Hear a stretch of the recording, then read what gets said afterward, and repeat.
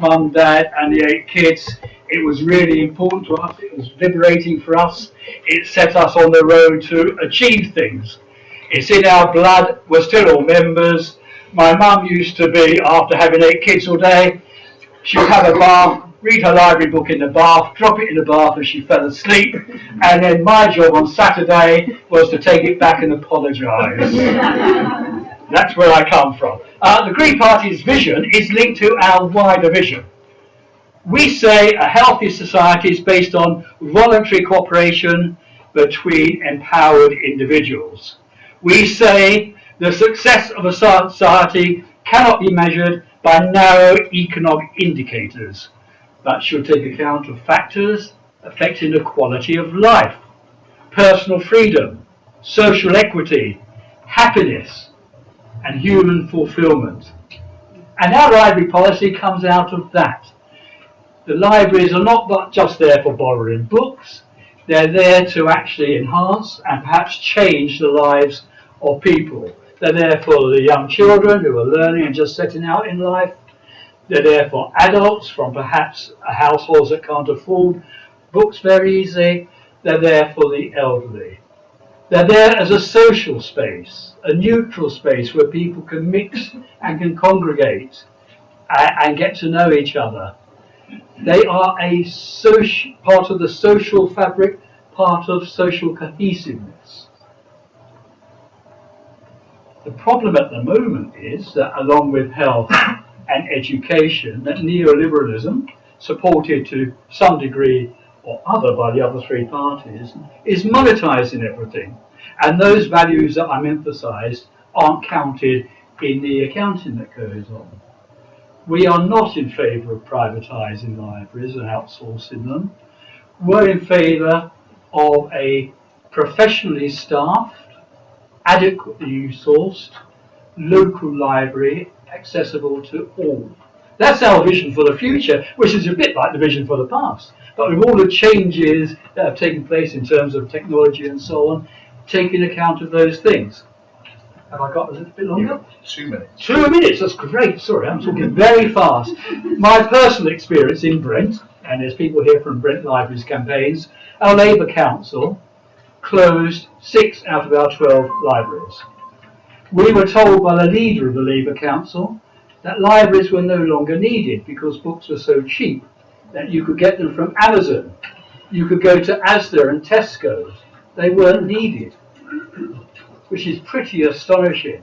But what happened then was a kind of uprising of previously very respectable people who weren't so respectable when they started getting on the streets and campaigning. Preston Library, which is here, they set up a democracy wall outside the library where the community put on their notice about what they valued about the local library, and it covered the whole gamut. Children were stopping on the way back to school and writing, elderly were going there. It was a rather dishonest consultation. It was called the Library Transformation Project, not the Library Closure Project.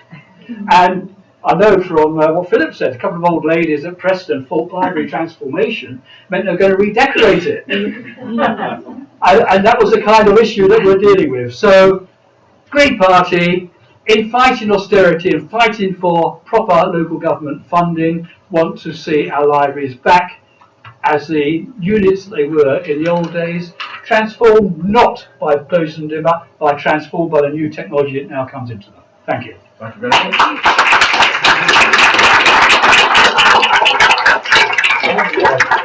Martin started a gold standard there. He came in with 28 seconds to go. So I'll use that 28 seconds to say something I should have said originally, which is I'm trying to do this without sounding satirical. We tried to find a Liberal Democrat spokesman, but there weren't any. Judge that any way you want to. Okay, so I'm now going to give an equal 5 minutes to Helen, and she comes in at 4 minutes 32 seconds. I'll be very grateful. Off you go. Thank you very much indeed. Well, Martin has described beautifully why everybody in this room and way beyond loves libraries. Of course, they're places for books. They're places for children. They're places where unemployed people go to get advice and to hunt for jobs. They're also places for social activities. Before I was a Member of Parliament, I ran something called the National Association of Toy and Leisure Libraries, and we supported playgroups in libraries and were hoping that we would give mums and toddlers that hook to get involved in books and learning. I was going to borrow this quote from Andrew Carnegie: "The library is the never-failing spring in the desert," but you've got it already. The problem is, we can all say how lovely it is, but we've got to have a proper plan for how we're actually going to do it. And the library cuts that people are facing across the country at the moment are really terrible. And these are the product of the local grant settlement which Eric Pickles has imposed on the local authorities. We had a debate about libraries in the House of Commons earlier this week, and to my astonishment, Ed Vasey said he thought that only 100 libraries had been closed in the past year. Now, I wasn't sure whether that was accurate, so I got in touch with Desmond Clark. You probably all know Desmond, great library campaigner, and he gave me the SIPFA statistics. I won't run through them all, but I will just say this: between 2010 and 2015, 936 libraries are at risk of being lost to the public library service. That's 1/4 of all libraries. So this is a massive, massive problem. Of course, libraries are tremendously popular. Unison have done a survey, and they think that 300 million people visited libraries last year. And Carnegie found that library use actually went up in the early 2000s, and we think that's probably because of the investment we put into the People's Network. I want to make it clear that we support a comprehensive public library service across the entire country. But I think we need to move beyond the rhetoric, and we need to be into the practicalities. And I've consulted some of SILIP, Society of Chief Librarians, our Creative Counsellors Network, to get some of the concrete issues that I think will enable us to have the kind of public library service which people want. I think there are 4 big things. First of all, there's a consensus now about the role. You've done a lot of good work about the 4-point offer: reading, information, digital inclusion, health and well-being. And I think that is the basis for the core offer which we should be building on in the next Parliament. Meanwhile, the government has been pumping £150 million into something called the Super Connected Cities programme. This is to give people in a small number of cities faster and faster and faster broadband.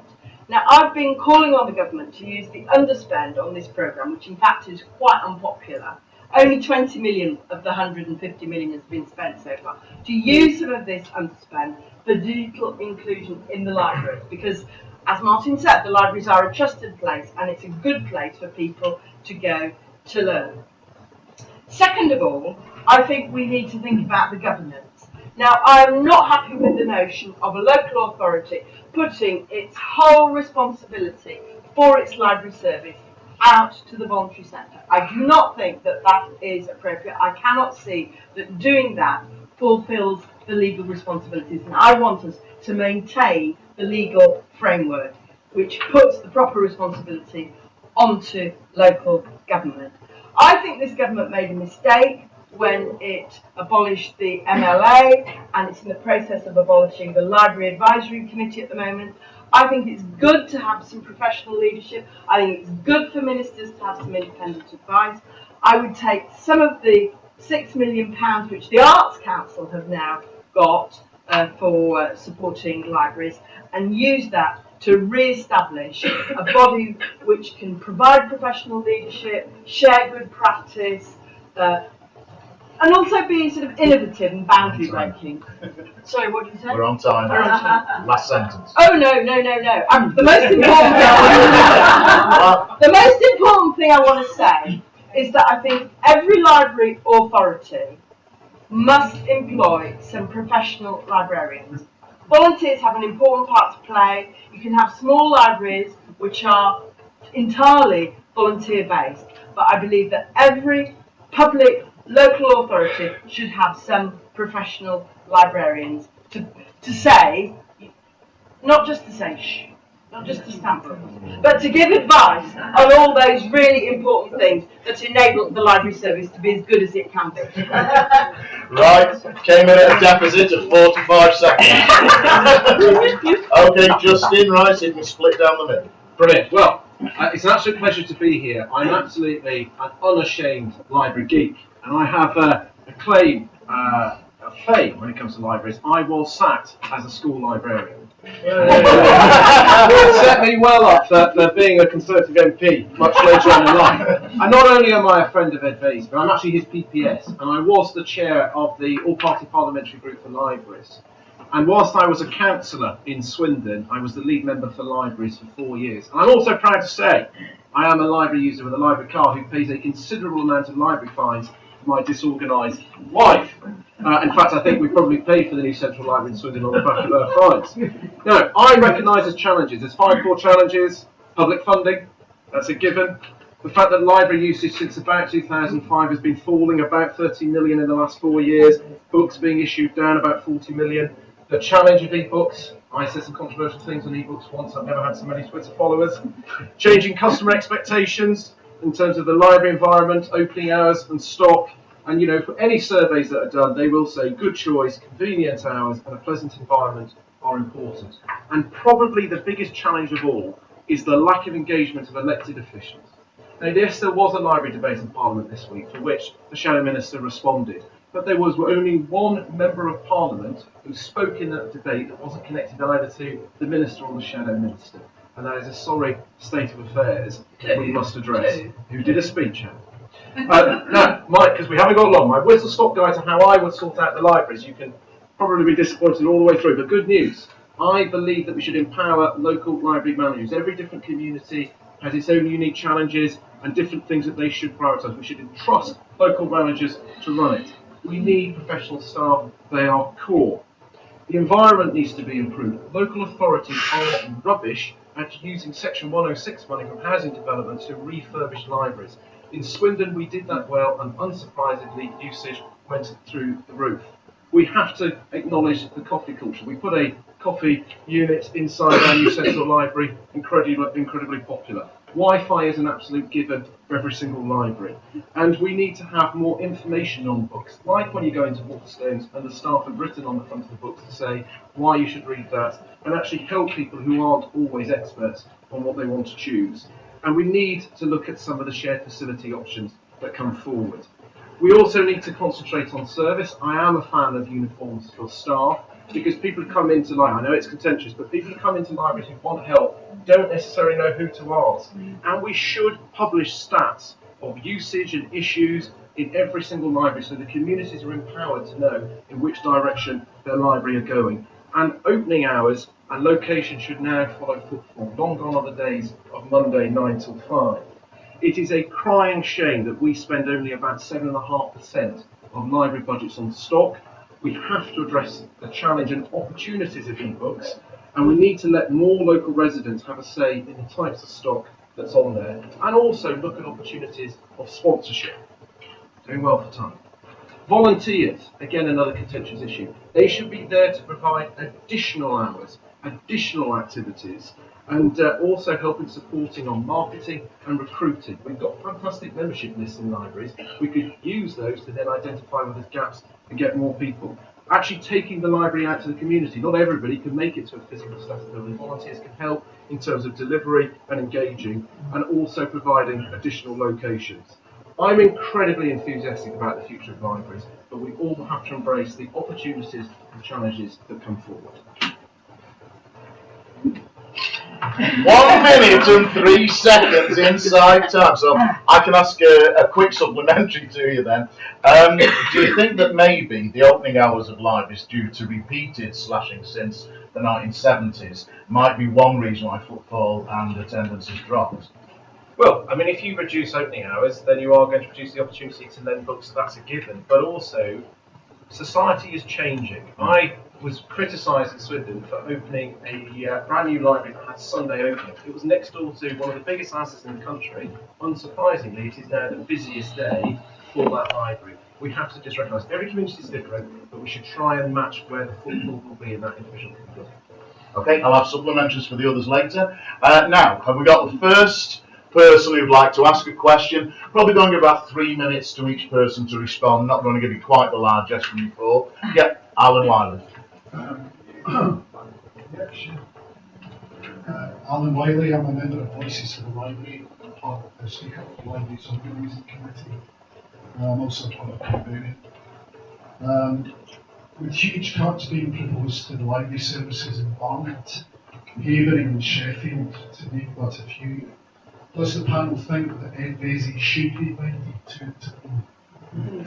Okay, right. I'll go actually in reverse order this time. So Justin, come back again. So, to make sure I'm not necessarily doing your message. Nobody's recording it.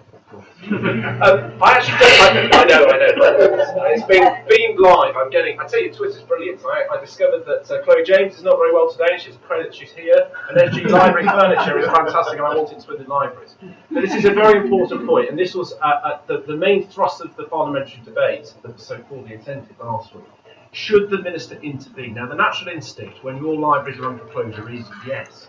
But the problem with that is every single community is different, and how would a minister of any political party be in best place to dictate what is right or wrong in those respective communities? Now, I, as an MP, would fight tooth and nail to defend a popular, well-used community library, but that should be for us as the local community side.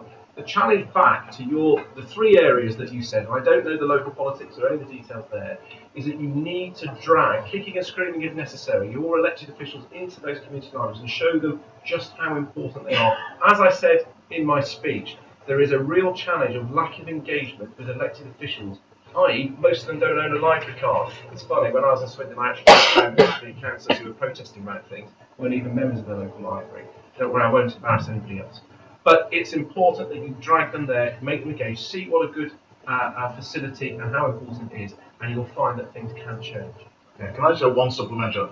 Doesn't it seem a bit odd there's been no intervention? A whole number of areas have cut more than half their libraries by handing them over to volunteers.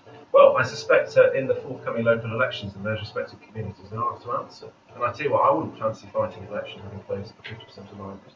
Well, I'd agree with that. And Helen, just before you come on, do you think when you've got somebody like Mayor Anderson in Liverpool proposing to put 11 libraries, that is going to work well for a Labour city?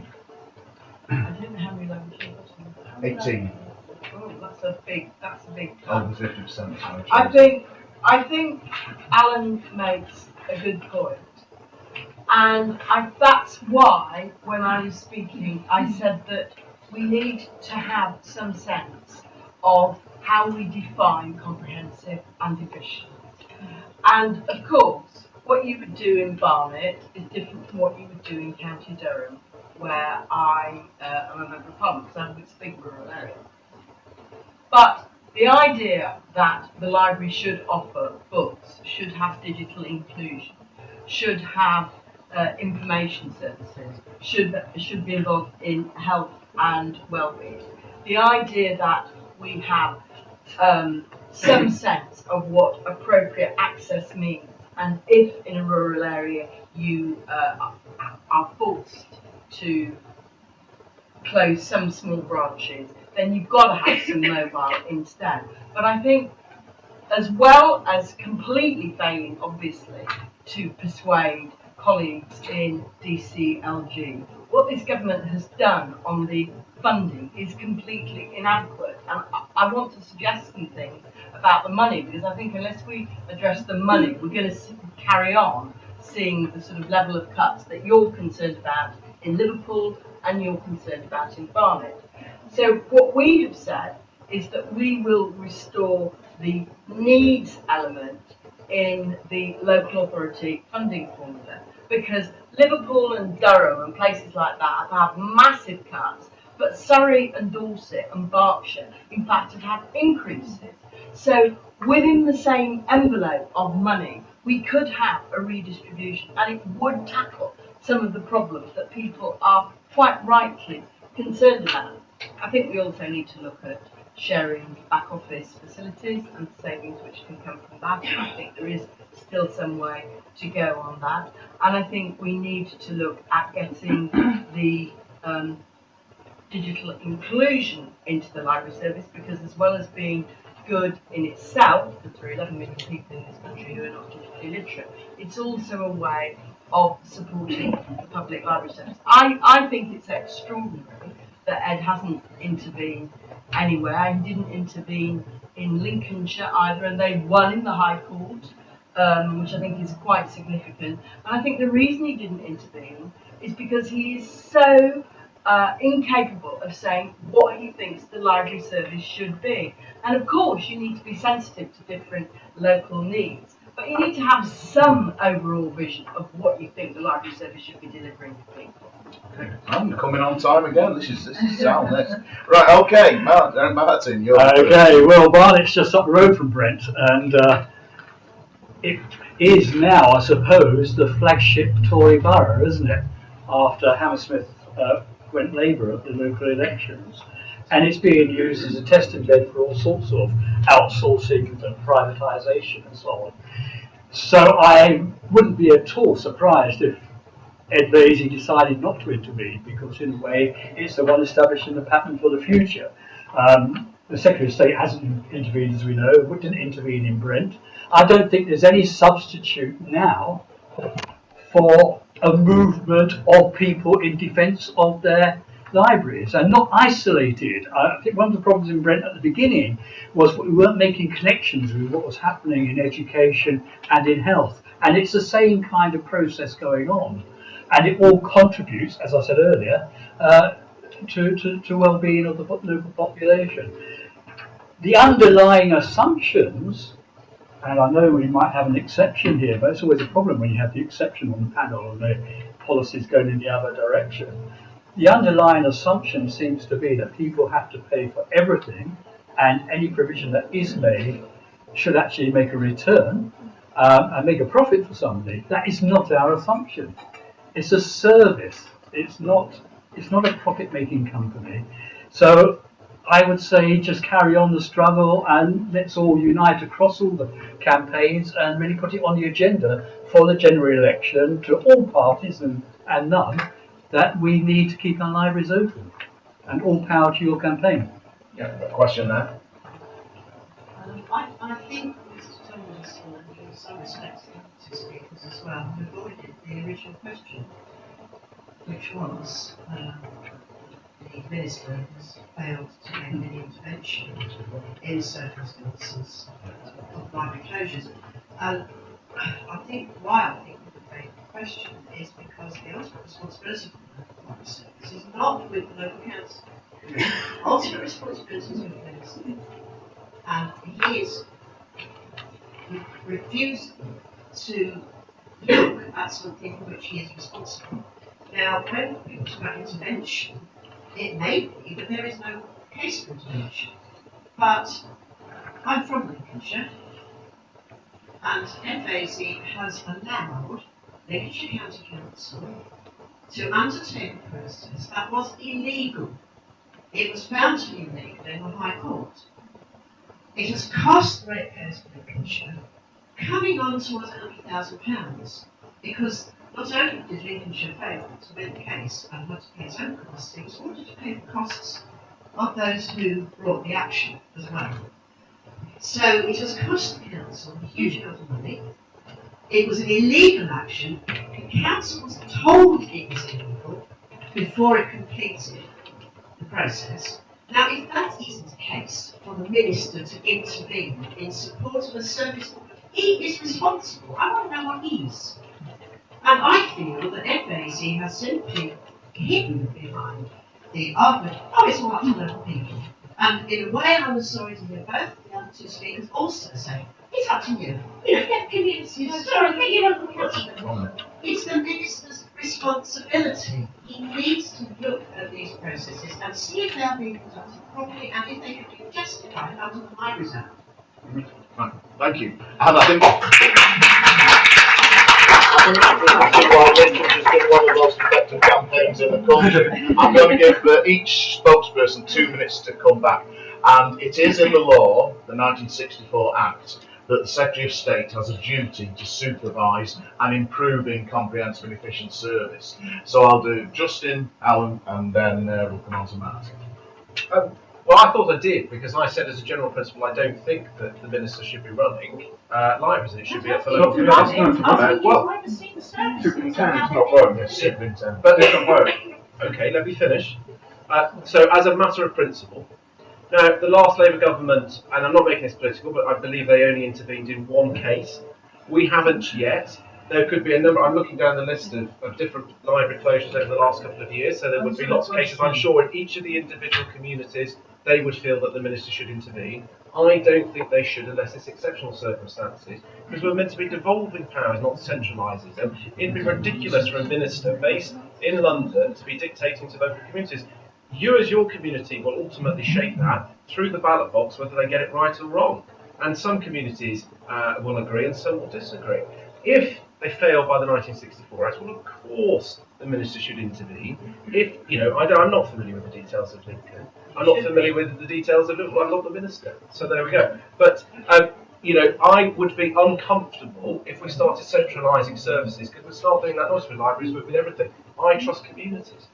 Everybody else keeps The argument, Justin, the argument was to press you that the Act says the Secretary of State has a legal duty to superintend the service. And can that really be said? Let's give you one classic example. Kirklees, its original policy was to close 22 of 24 libraries.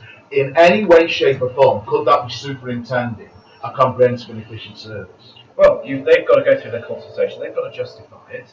And I say this as somebody who's never closed. I was a league member for libraries for 4 years. I wouldn't be advocating ever closing 22 libraries. I can't imagine a situation where that would be a good thing. But they've got to go through their own.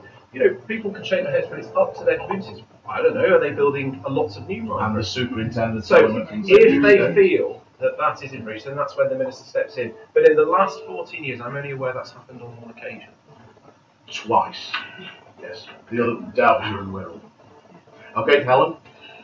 I'm sorry if I didn't give the impression that I thought he should intervene, because after I went to Lincolnshire to meet the Lincolnshire libraries, I wrote to the Secretary of State and said, why aren't you intervening in Lincolnshire? And I think that there are cases where the minister should.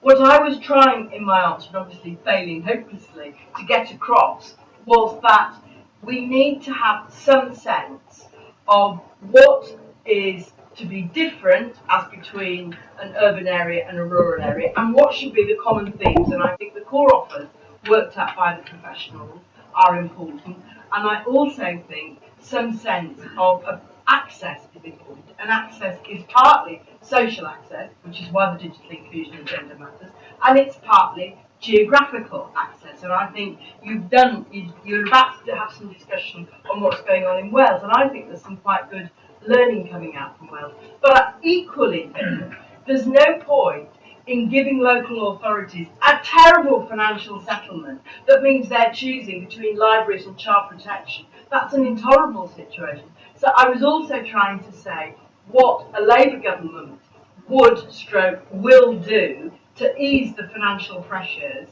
so that the local authorities are not in such a tight spot as they are at the moment. Okay. Right, Martin, hey, we're keeping it time. Yeah, we're doing very well. I agree. Funding of local authorities and the powers of local authorities is fundamental. I accept and agree that the Secretary of State should be setting the standard and maintaining the standard. What I was saying was that because of the Barnet situation and where they stand in the Tory ideological project, that he's never going to intervene there. So therefore, we have to take them on. It's not saying that look at Michael Gove, blessed man now gone. But he intervened all the time. The local authorities of education in schools and academies, they do it. They don't value libraries enough and the service enough to do it with libraries. So yes, I think a future government must maintain the standards, but at the moment I've got no faith at all in Ed Vaizey doing so. So therefore we have to use other means. Right, one quick supplementary. Sorry, I've cut off any applause. I can see people's hands put together. One quick supplementary. Both in Ireland and New Zealand, there is a national strategic plan for libraries. Would there be merit in doing the same in Britain? And I just want a yes, no, or not at the present time. Yes.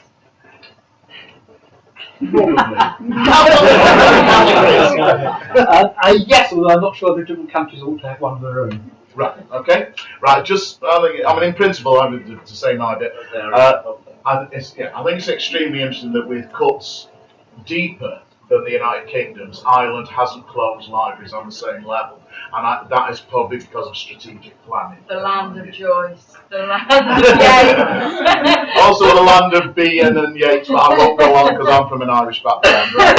Okay. Could we have a second question? I'm Carlos, a library manager, and my question is about volunteer-run libraries. In my authority, we had 11 libraries for volunteers. I would like to know exact cost of that exercise because that was supposed to be done to save money, but in the end cost us far more than it could possibly ever save. Second part of it is volunteers cannot run the library by themselves. Absolutely not possible. They rely on us, paid staff in other libraries, increasing our workload to help them out because of data protection. And we have to do extra work to help them out, although we have already enough work of our own. And I would like to hear the justification for that kind of action. Which level do you Sorry, So, okay. So and I'll. the pressure, increased pressure on paid staff who are being paid really low wages and expected to do twice as much work because somebody decided that anybody can do this work. Yeah. We should spread this a little wider than just because in Liverpool the message coming out is that 11 librarians may well be moved to volunteer status. Is an issue that's happening right the way across the country, regardless of local authorities. So I'd like people to reply on the whole issue of volunteers, substitution of professional librarians by volunteers, etc. I'll start this time with Martin. Right. Well, I'm for a professional librarian in every library. I think it hasn't been the case for quite a long time in Brent. Not only are they not professional librarians, the actual buying of books is outsourced to a private company with no real roots in the community. That's really important. The problem, I think, comes when you're facing the fact that some of your libraries have been closed and local campaigns are struggling to keep them open. And I see that as, we had big debates in Brent SOS libraries about that. As an interim measure to keep things going before we can get our libraries back, I think that works. But it's very hard to have a business plan that will ensure the survival of a library on those grounds. So if you're going to have volunteers, you've got to look at all the other things. Has the library got connections with the borough network and national network and so on? Is there professional advice available to the volunteers? What kind of resourcing is the local council giving them to buy stock and so on? The worst possible thing is a volunteer library in a shabby shop with second-hand books which aren't very well chosen because that's just what happens to be available and so on. And in a way, that does the whole business of libraries down. I'm old enough to remember when there were libraries. I don't know, no, none of you are. There might be some up here when Boots ran a library. Boots the chemist used to have a library at the back, with and so on. I don't want to go back to that kind of thing. So I agree with you. People who are library workers, Unison and so on, should be pressing for fully staffed, professionally staffed libraries, fully funded. Okay, thank you. Right, Justin. As I said in my opening talk, to me, the role of volunteers is to be additional to what's going on. So, for example, if I've got a community library in Swindon that's only open for 10 hours, and that respective local community wants to open it a couple of extra evenings a night, then all power to them. And we shouldn't just lock the doors for the sake of it. But the volunteers are not there to replace the traditional library service because professional librarians give extra. And there are people who rely on the professional skills of those highly trained librarians. I also think that volunteers should be focusing on doing the additional activities. The Summer Reading Challenge is something that is a growing success. In all the challenges that libraries face, we are seeing those figures going up. And I've been very proud in Parliament to launch the Summer Reading Challenge for the last couple of 2 to 3 years. And volunteers play a crucial role in that as an additional activity. The only time where I really think you can look at volunteers running a library 100% is when it really is the natural last resort. But I emphasise it really should be a last resort because you do need the skills and the know-how of a professional librarian. Okay, Helen. Well, I hear what Justin says, but the fact is, on the DCMS website at the moment, the advice is that people go to Chalfont St Giles in Buckinghamshire and find out how to run a voluntary library, and more people are being pushed down the route which you have described, which is why I think we need to have, as you were saying, some kind of a plan, policy at least, and that every library authority does employ some professional librarians. Because if you're going to have a reorganisation and you're going to involve volunteers, I don't think things are going to shift to a situation with no volunteers in the near future at all. Then you need to think about everybody's job and changing the job of the professionals so that their advice role becomes a formalised advice role, so that people are not left in limbo with respect to child protection and data handling and privacy and all those other really important things. I'm also very conscious of the point you make about paid staff feeling undermined, and I think we should have a proper code, a formalised code. What is the appropriate role for a volunteer and what is the appropriate role for a professional person? Can I just ask one thing? So, would it be possible to have a cost of changing volunteer of life without life specific costs? Secondly, to answer my question, how was it possible not to have money for refurbishment for our libraries who are falling apart, and old furniture, old carpets? We can't get money to do that because there is no money. Yet, to volunteer on libraries, there was hundreds of thousands of pounds spent on refurbishment, new toilets, new staff rooms. They got everything brand new. It's a slap in the face to us library staff who worked for years, showing passion, commitment, working hard, keeping communities happy, customer satisfaction on top level, being told there is no money for you, they can't volunteer, plenty of money for them. Okay, anybody like to come back on that?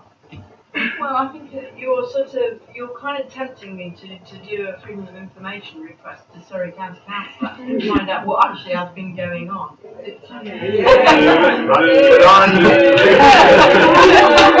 But I just do one quick sort of yes and no interlude again. Basically, there used to be 7,000 volunteers in British libraries before the onset of the current crisis. I now believe it's something like 33,000, about 1 in 8. Now, does the panel believe, yes, no, or not possible in present circumstances, essentially, that there should be a trained library worker dealing with the public, not somebody coordinating volunteers in every branch library? So, I think I said that just now. I think you did. Justin? Yes. And Helen? Not possible in present circumstances. Okay. Believe it though. I believe it should be the case. I certainly believe it should be the case. I mean, the thing is, Justin is standing here trying to pretend that he's presenting the Tory case, while consistently saying totally different things from the minister every single time the minister That was stands the up. Tory councillor who said anybody can run libraries. In all due respect, Helen, I made it very clear when I came here that I'm speaking as a library user, a library geek, before the chair of the library. Yeah, but people don't want that. They want to know what the government's doing and why. It's not just in you as an individual, Justin. Well, we aren't all corporate machines, Helen. We do have our own opinions. I'll leave people to make their own mind up on that. Yeah. I'd just like to ask the panel, if they meet to the following question. How would yours party support public libraries' roles in the e-government and lifelong learning agendas, and specifically including the funding of those? Okay, this time we will start with Justin. Well, the People's Network helps transform the perception of libraries. Footfall increased. It was a brilliant gateway to get a lot of people who had no other access to the internet. Governments, local authorities, private businesses are increasingly transferring their services to online. And probably there is now never been a greater need to then look at this. Now, I know Helen advocated using some of the money from that pot. I think it's something that across government departments they're going to have to look. A library is a very good vehicle for getting people to come online, whether that's training, whether that is because most libraries are in relatively accessible community areas. There is, though, a danger that we don't want the professional library staff suddenly having to become IT staff. So again, we just have to look at that. Please don't have good. because I'm wanting the libraries to be focusing on their core roles in terms of engaging, whether in terms of books, in terms of the activities that go on. And the IT plays an important part, but I don't want that to be the sole role of librarians. Sorry, can I respond back to that? Yeah, please, Alan? please do respond. We're not glorified book swaps. We are there to provide information to people. In the modern world, that means a high digital presence and high digital skills. Yes. Many of our key resources are online. We cannot do that by just focusing on a glorified image of the 1950s and books. We have to move with the times, and we have to deliver a widening agenda. Indeed, in your own government, that's being recognised by the government digital services, who are fighting tooth and nail to get other departments to put their hand in the pocket to pay for what they're already expecting us to do. I know, absolutely, but what I don't want you having to do is spend your time training people on how to use it. We have the computer networks there, but you need support, so you're not distracted. Slow down. If you want to do a supplementary, please raise your hand. Do you want to just? I'm trying to support you here. I'm trying to give you. I'm saying about the principle of having the resources, the network, so that you are getting on with what you should be doing. Right. 1, 2. Yeah, we are already we are delivering IT. Thank you. We are delivering IT. We are delivering IT services already, and we're delivering that guidance and support to people who are coming to the libraries to use school admission service to get the children signed up for the next schools, their first school, the secondary school, junior schools, receptions, date nurseries. We're doing that for Universal Job Match. People are coming into the libraries to sign on. They've got no idea how to sign on, what the jargon is, how to get they've got to have an email address. They've got they don't know how to do anything of that.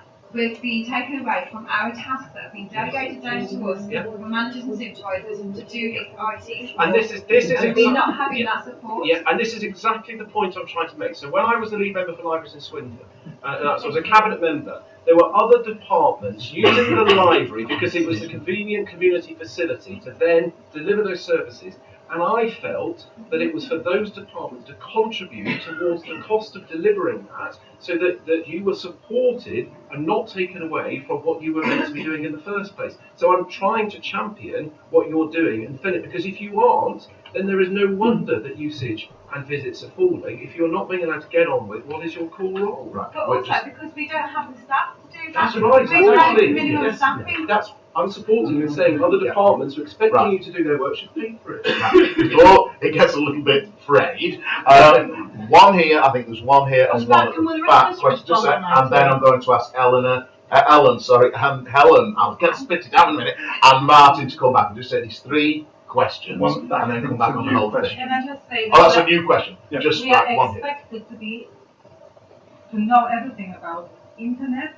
We had to do training called 23 things to help people, which means we are almost experts on everything and anything. Yet that's not recognized. When you library you should be judged by issues, books issues. Nobody judges it by how many visits we get, how many people use internet, how many people get help from us to be informed online. Job seekers is on us now. Everybody seems to be dumping everything on libraries. We even do bus passes. Okay. Right, did we have one more question over here, and then I'll ask the other 2 panellists to come in. Was it Laura? Oh, so is this a new question? It's a new one. All right, let's just let the two. I thought it was a supplementary on this issue of volunteers. Right, the last two contributions on volunteers, one here, one here. On IT. On IT, sorry. Yes, I think that we've got a real problem in this country because we've got the digital divide is actually growing at the moment. So we've got 10 million people who've never sent an email. On top of that, another 5 million people who may have sent an email, but they really can't sort of use the web in a way that is useful to them. And we need to address this now. The last Labour government spent £300 million on this, and one of the things we did was set up the People's Network, and another thing we did was work with the voluntary sector. And as I have said, I think in the government's digital policy, they've got the wrong emphasis. Because in the public services, they're running a digital by default approach. And that can be quite unkind. It's unkind, for example, to the farmers in my constituency who are not on broadband, who now have to drive 20 miles to go to the town hall to put their cattle movements and then drive back home again for deafening. It's completely nuts. But when I went to Lewisham Library, they told me of another dreadful episode. Lewisham was a pilot for Universal Credit. And nobody bothered to tell the library, like nobody bothered to tell you in Surrey, nobody bothered to tell the library. And then hundreds of people started turning up saying, oh, I've got to do my thing online, and oh, I've got a photograph with my mobile and upload it, and I don't know how to do it. Well, I mean, obviously, this is another thing where you need a plan, you need a coherent approach, so that you're not in this sort of happy-go-lucky situation where we are now. And that is why I think that the focus on speed with broadband has been the wrong focus. I think universal access, which is partly about wires in the ground, but partly about skills, is more important. And I simply can't understand why the government keeps pushing this Super Connected Cities programme. £130 million sitting in the bank waiting because nobody's interested in it. Meanwhile, you've got all these needs. It's just, to me, it's just obvious. Okay, Martin, and then we've got two more questions to move to the Okay, if I can very quickly go back to volunteers just for a minute. I'm a volunteer here in Children Read in a primary school 2 days a week. And we do have a code about what our job is. We do ensure it doesn't replace a teacher or anything like that, that it is extra. And I'm sure that we could have a similar thing for libraries to make sure that happens. On the digital thing, yes, obviously there is a role, but the problem is that because of the cuts, people are actually losing their jobs, and their job is being passed over to library staff. Give you an example in Willesden, in London, where we don't have any issues around cattle movements or anything like that, but they just closed down Willesden Library, and they're going to rebuild it as a cultural centre. They did that by building a whole block of luxury flats, handing the land over from the land over to a private developer. They're being sold on the market in Singapore, one-bedroom flat for £450,000. The library is the cultural centre will be opening soon. It was sold to us as being a far superior sort of library to what existed before and all the rest of it. But we now understand that there was to be a one-stop shop there for doing those kinds of face-to-face things with local residents, to make claims over e-government and so on, and get them in touch with the housing department or the council or whatever. That's not now going to happen, but they're going to have a number of computer points in there for the public to use, and the librarians will be the people who will facilitate those using the computers and helping them find out which department to go to and so on. So it's going to be reduced to them helping them send emails to a department of the council rather than any kind of discussion with an advisor about what should happen. That's completely the wrong way to do it. And I agree that with the person who said that we don't want to go back to the 50s, but I don't want to lose that role for the librarian. The librarian who knows books well, who can speak to a child who likes a particular sort of book and advise which other author they should go to. I remember as an 11-year-old in Leighton Buzzard in Bedfordshire, London Overspill, a librarian taking an interest in what I was borrowing. And when I was reading 11 Level Shoot, she was saying, well, there's something else that you might want to read. Why don't you try this one? Nobody else was doing that with me. My family weren't able to do it. I was interested in different things. The school wasn't doing it. And we don't want to lose that either. So let's not throw the baby out with the bathwater. Let's keep the books. Let's do the digital where it empowers people, but not where it's just using you to replace somebody else on the council. Okay, thank you. Right, I'm going to move on to the question in one moment. One of my quick straw polls again.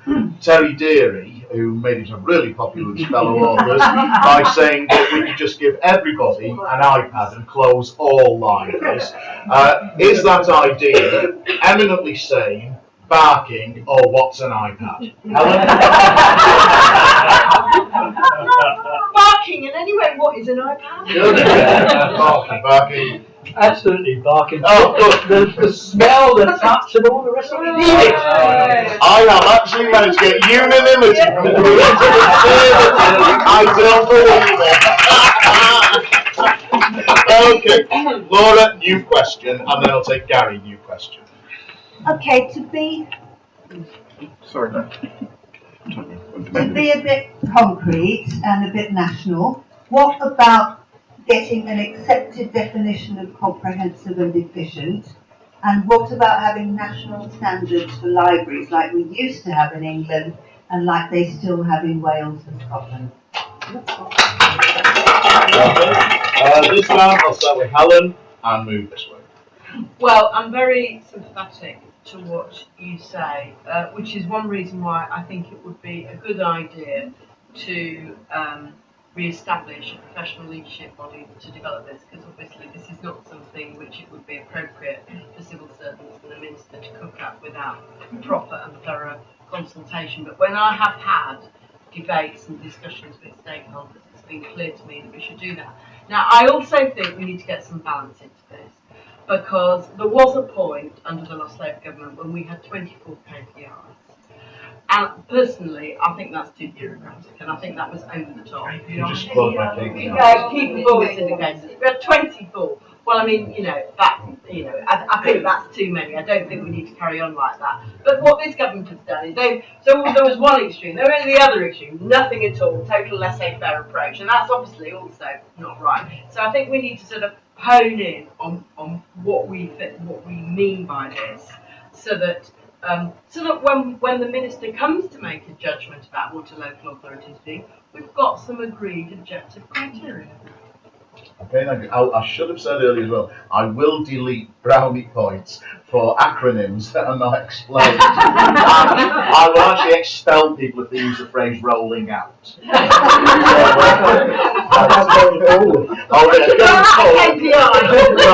Okay, Justin. I've kind of been moving on this because when I was chair of the APPG, I did push very hard. I knew I should have had a brownie for breakfast this morning. Party parliamentary group, sorry. And my worry is that every community's library service is being delivered so differently, and it's very difficult to therefore set some uniform rules. However, there are examples where I think the government needs to be very proactive, in particularly sharing best practice or sorting out a challenge. E-books, and without repeating the controversy when I came up with my suggestions of e-books in the past, that's something that needs to be sorted out, because I have seen a number of local authorities, mine included, investing in equipment that frankly was going to be the Betamax of equipment in a few years' time, and that was money being raided from the book stocks, and therefore libraries were making mistakes with very valuable lessons. I definitely think with best practice, new technology, the government can help these, but we should give flexibility to local communities to choose the best way to do it in their areas. Okay, Martin. Yes, I agree. Comprehensive, efficient national standards, but that means Sweet Fanny Adams without the funding to deliver that, and that's the problem. It's the funding as much as those standards. So, yes, I accept that there's an overall standard set by the government, but I do think that the decisions on how to deliver it should be made locally. And obviously, there's great variance. We've heard about the farmers and the cows compared with the urban environment and so on. So obviously it's sensible to have different ways to deliver it locally. Honestly, just for point of it is interesting that Ed Vasey did once say to me that a shelf in a pub was a library at one of our meetings. It seems that North Yorkshire are implementing massive cuts. I think that's slightly insulting. Would you agree? No, I think it's in an addition. So in Swindon, we've just started adding a whole swathe of additional library shelves in all sorts of community centres and facilities, in addition to the service, recognising that not everybody in every community can get to every building. And I welcome it. So maybe we should have minimum standards of what distance your pub shelf should be from the local public library. Yeah. Alan, just to back what you just said, an old library building that we have in Sandra, it's called the Courting Press now, it's been taken over by Witherspoon. Their walls are complete shelf to shelf, wall-to-wall shelving, everything's got a wall on it, wall has got a book on it, sorry. I was just not had enough to drink. Right. Are there any more quick questions just on this issue of comprehensively efficient before I move to the next general question? One at the back, somebody with glasses I can't quite see. Yeah, and then I'll do here and then. Okay, we obviously heard reference to the Welsh standards, new standards very recently. Of course, the difference between those and the old public standards, right, is they are based on impact and not metrics.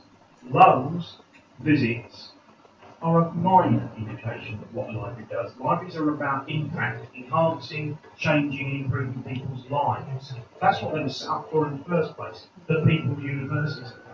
We don't measure that when we just look at the book loads. We're measuring on casual enjoyment reading in the main. One has its value, literacy is very important, but it's not the be and end all. We must measure the genuine impact, particularly if we do want to chase after money from other departments.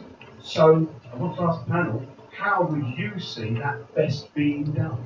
I'll take the other question, and then they can come back on the whole thing for 1 minute each. I'm just a bit frustrated by the term additional services being used all the time. Additional, because that's so subjective. Additional to what? One big library in London and all the other services are additional. It doesn't necessarily mean anything. Earlier you were talking about volunteers performing additional duties. Again, what does that mean? Years ago, we used to be able to perform our summer reading challenge duties ourselves. We used to be able to go out to schools, give out adult medals, encourage and infuse children. Now that's gone to volunteers. Then you were talking about the library that's open 10 hours, but perhaps the other hours could be staffed by volunteers.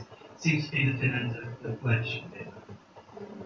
Okay, so I'll give 1 minute, 90 seconds to each panel member, then we'll move to the next question. Right, Martin? I did say earlier that I thought it was the thin end of the wedge, and I agree with you.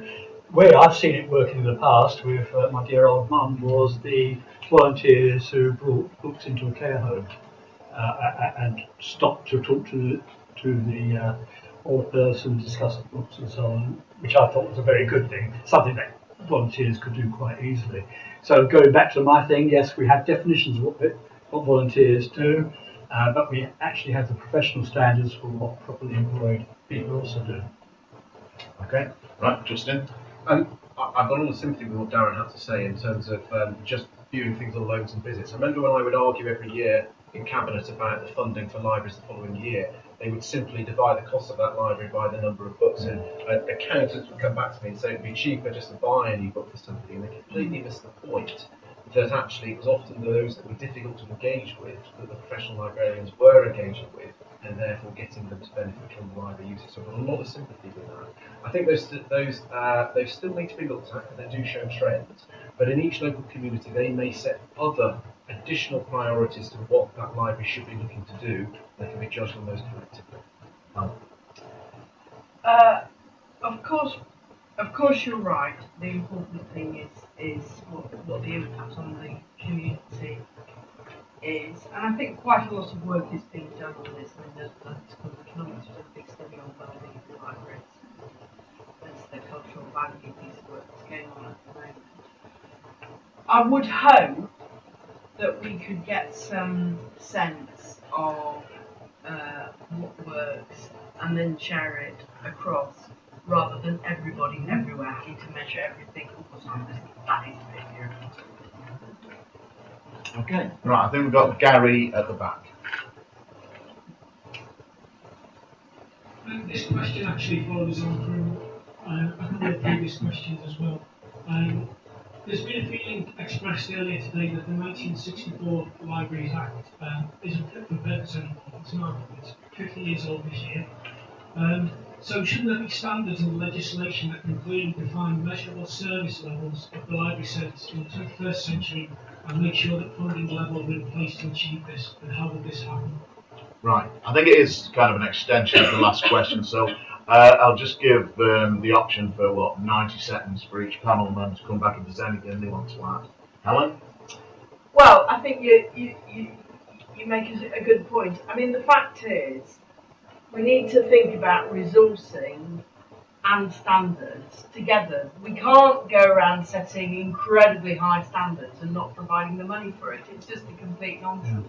So we really do need these two things to run in tandem. Okay, Justin? It's just such a fast evolving environment. We've got to keep an eye on this. I don't want to sound dismissive of this. I think you have to set a bar.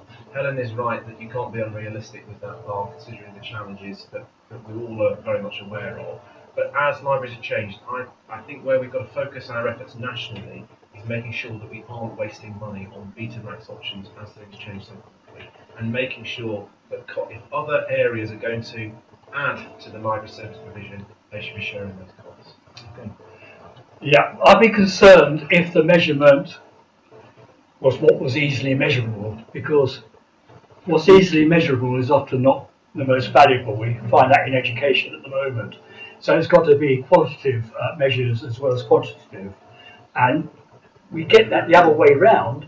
When a library is going to be closed, it's when all those other wider things about the value of libraries comes out in the kind of statements I said were written up on the Preston Library wall and so on.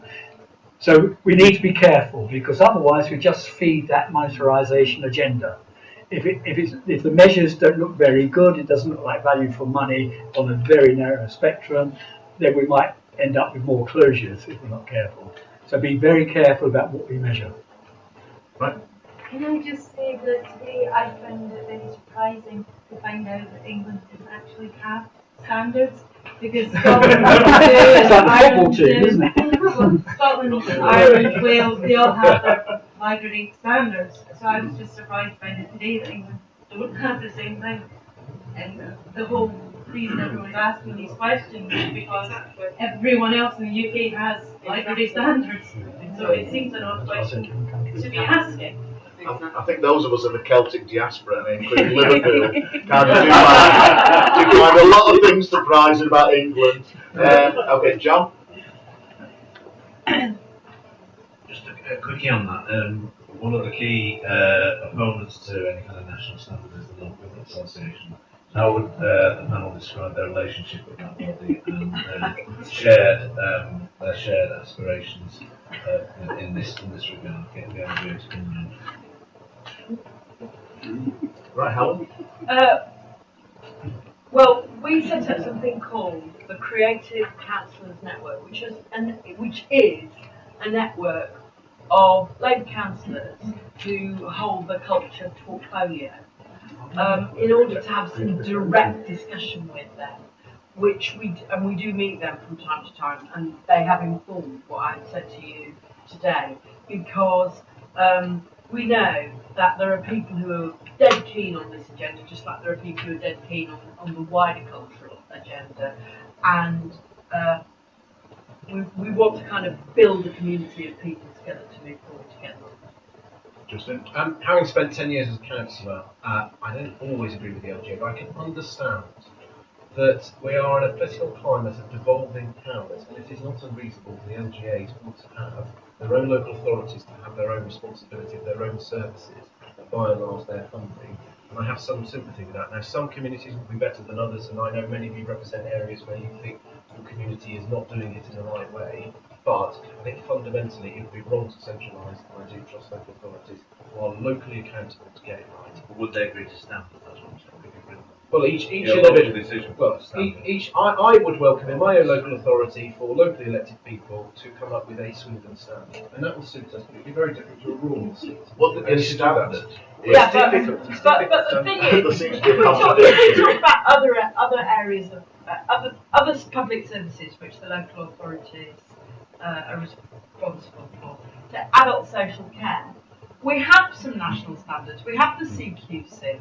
We have, so you can have flexibility as between what you do in a place which is very homogenous and what you do in a place where you've got 27 different ethnic communities. I mean, obviously you run your child protection in different places in those places, but you do need to have some sense of, some kind of basis. Okay, that's Just as say if Ofsted were drawing up, standards in the school, would it be okay then to have a standard in St Oswald's, Kirklees, and a different standard in Hermione's and St Cecilia's Brown Primary in Muddington? I think, but libraries are not the same as schools, and because the long gone are the days where a library simply issues books, and then it would have been very easy to make sure you had standards on the size of the shelves, the amount of hours, and things and so forth. Every community is delivering their library service and additional services differently, and I struggle to see how we can get a one-size-fits-all, because what I don't want is where some very innovative local communities are doing it right to suddenly find they're falling foul of some standards that just aren't right. So how big should the unit be? Only the local authority, or regional, or national? I think it should be local authority, but as I said earlier, the government can help lead where there's new technologies coming in, and a lot more needs to be done on sharing best practice, so we aren't continuously reinventing the wheel. But I do think local communities know best. Right, Martin? Well, I think the elephant in the room is the fact, again, going back to funding, the LGA and local authorities don't want national standards because they can't deliver them. And the problem at the moment is, I don't know if you saw the news item that we report last week, with the number of local councils that are expected to financially fail over the next 2 or 3 years because the budget now is so unreasonable that it just cannot deliver even statutory services. And we're kind of ignoring that. Okay, I've got 2 questions. One here, one. 3 questions. One. This gentleman, actually, 2 gentlemen with receding hairlines and glasses. This is getting a bit spooky. Well, first of all, about library standards. Surely one standard, the person who needs library standards is a data. He doesn't feel that 90% reduction in the local government delivered library services is something that needs to be looked at. So clearly he doesn't. I would be interested to know what it is he thinks he would need. He must have, presumably, an idea about what the Secretary of State role is, at which point there's food. And I can only assume that if somebody sets up a library, there's no books in it, no computers, and doesn't refer to literacy anyway, because there's nothing else that calls it. So that's kind of one point. But the other thing is, if you define library services broadly, which you should be able to do, something about literacy in the written word in whatever media it's delivered, books, wherever, then you set the council the standard which they then look at how they fund it, rather than what they do in languages. They look at what they can afford, and they cut the service down to what they can afford, because there is no guidance around what they should be delivering. That's why you need library standards, because otherwise local